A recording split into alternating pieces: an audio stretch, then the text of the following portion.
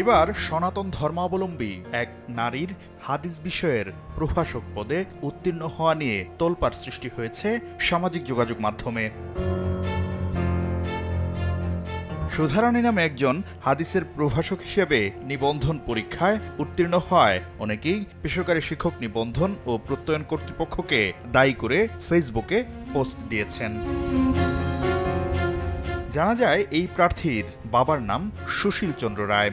ইতিহাস বিভাগ থেকে স্নাতক পাশ করে একজন সনাতন ধর্মাবলম্বী কিভাবে হাদিস বিভাগের প্রভাষক পদে উত্তীর্ণ হয় এ নিয়ে প্রশ্ন তুলেছেন অনেকেই। সুধারানী রংপুরের একটি কেন্দ্রে 18তম শিক্ষক নিবন্ধন পরীক্ষায় অংশগ্রহণ করেন। তিনি দিনাজপুর বোর্ড থেকে মানবিক বিভাগে 2009 সালে এসএসসি এবং একই বোর্ড থেকে 2011 সালে এইচএসসি পাশ করেন। এরপর 2015 সালে জাতীয় বিশ্ববিদ্যালয় থেকে ইতিহাস বিভাগে স্নাতক এবং 2016 সালে স্নাতকোত্তর পাশ করেন।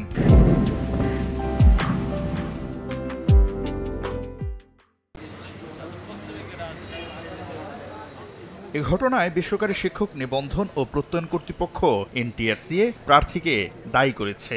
এনটিআরসি এর চেয়ারম্যান সাইফুল্লাহিল আজম জানান, যেহেতু একজন প্রার্থী নিজেই নিজের আবেদন সম্পন্ন করেছেন, সেক্ষেত্রে এনটিআরসিএ এটার জন্য দায়ী নয়, এর জন্য প্রার্থী নিজেই দায়ী। প্রার্থী আবেদনের সময় যে বিষয় পছন্দক্রমে দিয়েছেন সে বিষয়েই তাকে দেয়া হয়েছে।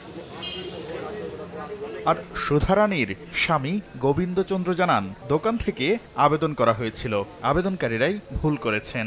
গত বুধবার বেসরকারি শিক্ষক নিবন্ধন ও প্রত্যয়ন কর্তৃপক্ষ এনটিআরসি এর 18তম নিবন্ধনের প্রিলিমিনারি পরীক্ষার ফল প্রকাশ করা হয়। এতে উত্তীর্ণ হয়েছেন 4,79,981 জন প্রার্থী। এই পরীক্ষায় গড় পাশের হার 35.80%।